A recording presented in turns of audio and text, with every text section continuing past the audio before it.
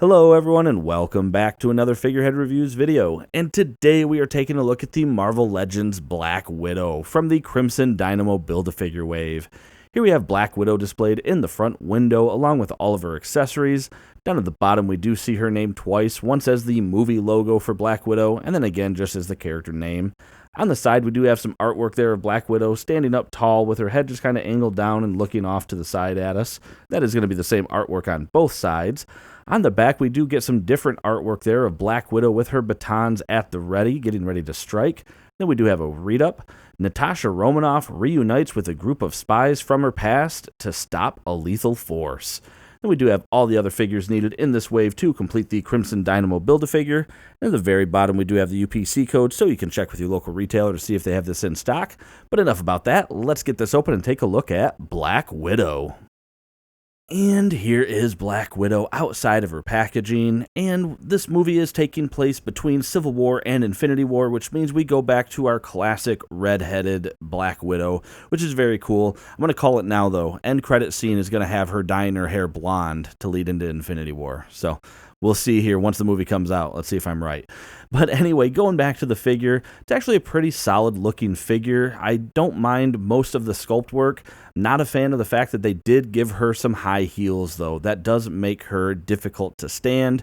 And I said it in a lot of other reviews that have female figures that come with the high heels. I'm not a fan of those at all. And Black Widow does come with some accessories, the first being a pair of batons. We can see that she has a handle on one end, and then the other end is the hurdy end that she hits things with. And those batons are going to fit right into her backpack. They stick out a little bit, but that's actually pretty cool that we get storage for them. And then she is going to get a pair of pistols, and these are the exact same ones that we just saw with Yelena. So we're getting some reused pistols with this. And that is a bit unfortunate, but they still look pretty decent. And those are going to fit right into the holsters that she has there on her thighs. And we are going to get two sets of hands with Black Widow, the first being her pistol and her baton holding hands. And they do have a trigger finger, which is nice. And then she is going to come with a pair of fisted hands. And when standing straight up, Black Widow is coming in at 6 inches tall, which makes her about 15.2 centimeters.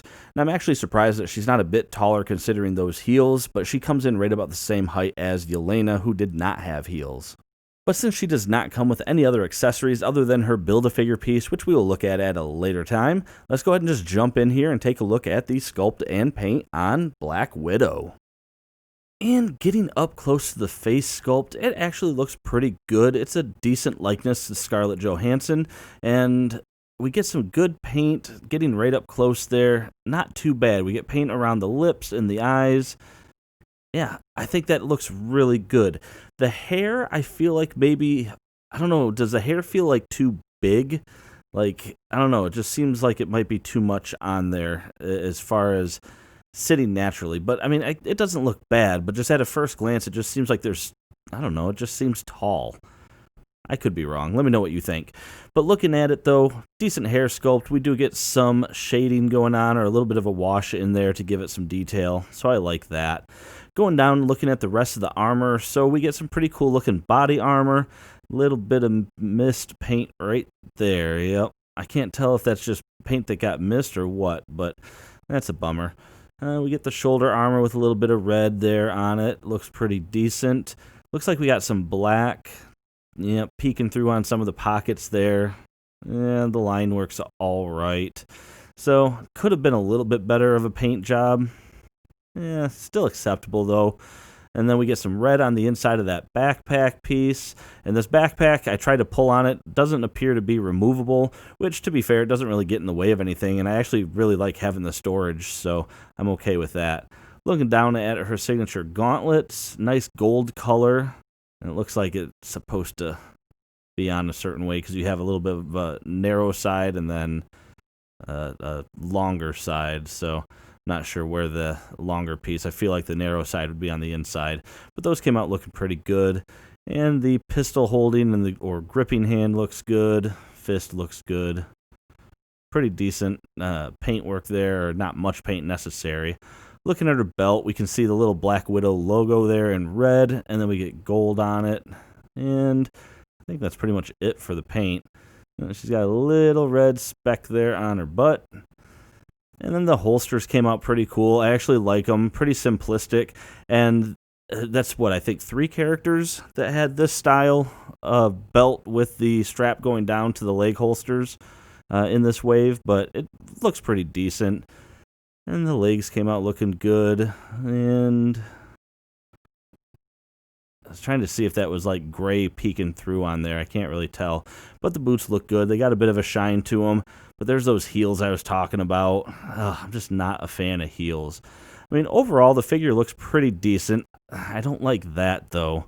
You can see the flashing there from the mold making going right down the front of her neck. So that is a little bit of a disappointment. But otherwise, I mean, the armor and the body sculpt looks actually pretty good. So not too bad. But I don't know, something about the hair seems off to me. Let me know what you think in the comments. Now, looking at the articulation, let me actually move these just for the head articulation. So the head can spin all the way around, but you can see the hair is going to catch on some things. Unlike the Yelena figure, we do actually have a disc joint up there for the head. So, oh boy, it feels really stiff. Wants to bounce back. But it looks down a decent ways, but it's not going to look back because of that hair. So that is going to get in the way there. Now, looking at the shoulder, I was trying some different ways, but I feel like that's about it. This body armor, yeah, right there is going to get in the way. So, yeah, you don't really have very much shoulder articulation at all, and I feel like I could maybe force it. Oh, wait a minute, there we go. I did. So I just forced it. We got a full 90 degrees. Let's see the reveal, though. Did we break anything? Oh, of course, the camera got all fuzzy as soon as I did that. There we go. And no, I don't see any marks, so that's not too bad. Now, we do have a single jointed elbow, but we do actually get some pretty good range on it, which is nice. And you do have rotation at the elbow there. On the gripping hands, I'm very happy to say once again that we do have that ulnar and radial type of hinge on there, which is great for the weapon holding hands. And of course, it can rotate around. On the fist, it is just the standard hinge though, so no surprises there. She does have an ab crunch that doesn't really do much going forward, and it kind of exposes a weird part of the sculpt there at the back. And it can go a little ways backwards, but it kind of exposes a weird part of the sculpt in the front. So the ab crunch, I feel like, is going to be more for side to side and maybe a little bit of that action there.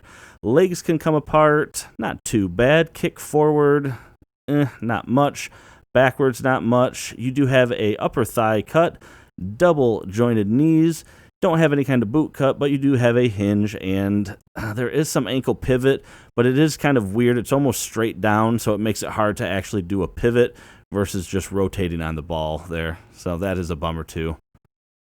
And that is going to do it for this review, everyone. So overall, I was kind of hoping for something like what we had with the Worthy Cap, where we had kind of like the definitive Black Widow MCU figure. But unfortunately, this doesn't really feel like it's going to be that. I mean, it's an okay figure. The heels, as you can see with this pose, I had to put her on the stand.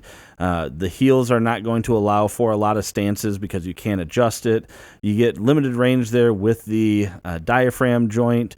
And I don't know, it doesn't really bring a whole lot new to the table, it seems like, for a female figure. So in the way of getting the MCU figures, I always say this: if you're just an MCU collector, you're probably going to get it, and if you're a comic collector, you're not.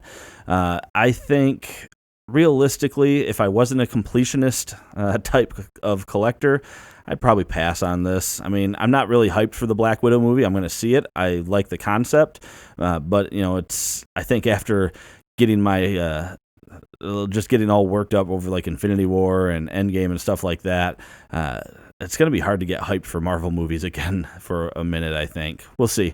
But anyway, decent enough figure. Might be worth like a clearance price, $15, $10, something like that.